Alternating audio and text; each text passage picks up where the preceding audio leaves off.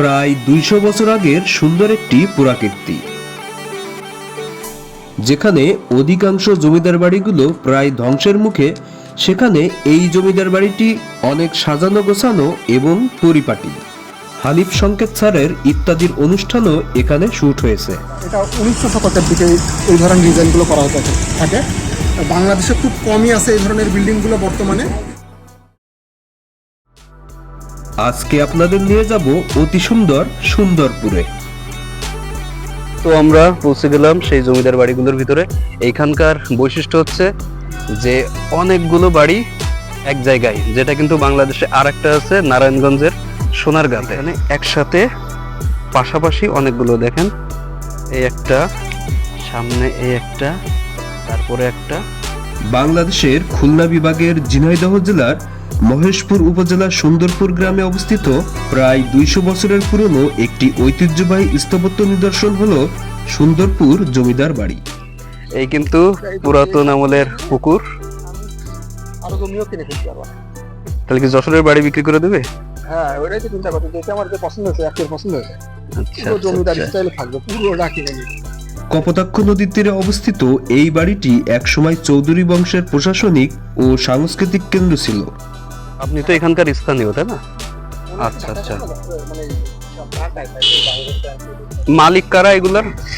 মালিক এখানে সবাই আছে, যাদের ভাগ আছে। ও এনারা আচ্ছা সবাই আচ্ছা আচ্ছা। এই রাস্তা কোথায় গেছে? Kotchandpur 12 metro station. কোটচাঁদপুর। আর এই রাস্তাটা কিন্তু আমরা যাবো মহেশপুর, খাবারপুর হয়ে খালিশপুর রোডে উঠেছে জামতলা। আচ্ছা আচ্ছা, খালিশপুর ওইদিকে বামে।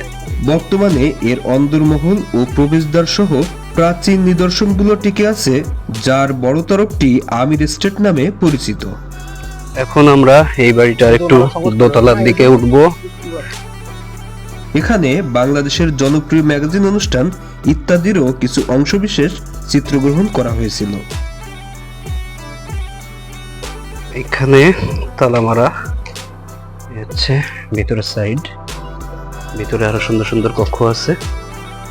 বাইরের দিকে দোতলা থেকে একটা পুকুর দেখা যায়। আর এই সামনের এই ধরনের হচ্ছে যে কাঠের যে জানালা বা দরজাগুলো আছে, হ্যাঁ, সেই জানালা দরজাগুলো ব্রিটিশ আমলের 40 থেকে 47 সালের দিকে সাধারণত এই ধরনের ডিজাইনগুলো করা হয়েছে। আপনারাও কি ঘুরতে আসছেন ভাই? কোন জায়গা থেকে আসছেন? আমরা আসছি কোটচাঁদপুর থেকে, কোটচাঁদপুর গ্রাম। কোটচাঁদপুর কাছাকাছি। এটা ১৯০০ শতকের দিকে এই ধরনের ডিজাইনগুলো করা হতে থাকে। বাংলাদেশে খুব কমই আছে এই ধরনের বিল্ডিংগুলো বর্তমানে, যেগুলো অবশিষ্ট আছে তার মধ্যে এটা অন্যতম একটা। এছাড়া আপনি কলকাতায় গেলে এই ডিজাইনের বাড়ি আপনি অ্যাভেলেবেল পাবেন ওয়েস্ট বেঙ্গলে, পশ্চিমবঙ্গে, যেহেতু ব্রিটিশদের ঘাঁটি ছিল এটা।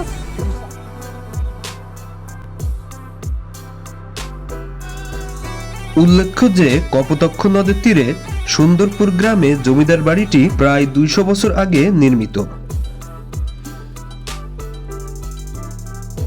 সুন্দরপুরের জমিদাররা এই বাড়িটি নির্মাণ করেন। এইবার আমরা এই জমিদারের বাড়ির ভিতরে ঢুকছি। খোলা এই বারান্দা দেখে তোমার বাহুবলী টুর সেই বারান্দা মনে হলো। তীর ছড়ে না তিনটা, হ্যাঁ, এরকম বারান্দা দিয়েই এই নিচে পড়ে। জমিদার বাড়িটা কিন্তু খুব সুন্দর আর শান্তশিষ্ট, একেবারেই ঠান্ডা, পরিবেশও সুন্দর। এখানে ফ্যামিলি নিয়ে বেড়াতে আসার মতো হচ্ছে। বারান্দা থেকে বাইরে এই কি দেখো তোমরা? কি দেখো? ড্রোন। ড্রোন চিতই আছে না, রেস্টে আছে। হ্যাঁ হ্যাঁ চালাই। তুমি দেখো নি? তোমরা দেখছো? কেমন লাগলো দেখে?